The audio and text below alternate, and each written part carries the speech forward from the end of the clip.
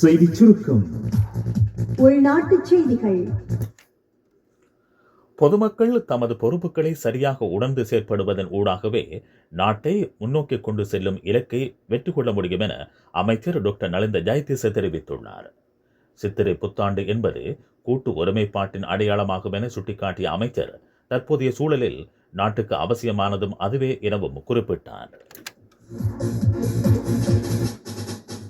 வெளிநாட்டுச் செய்திகள்.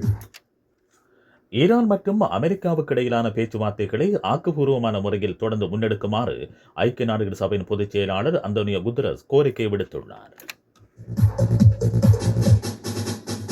விளையாட்டுச் செய்திகள். இந்தியன் பிரீமியர் லீக் கிரிக்கெட் தொடரின் 23வது போட்டி இன்று பெங்களூரில் நடைபெறவுள்ளது. இந்த போட்டியில் ராயல் சேலஞ்சர்ஸ் பெங்களூர் மற்றும் லக்னோ சூப்பர் ஜெயன்ஸ் அணிகள் மோதவுள்ளன. பெங்களூர் சின்னசுவாமி மைதானத்தில் நடைபெறவுள்ள இந்த போட்டி இரவு 7:30க்கு ஆரம்பமாக உள்ளது.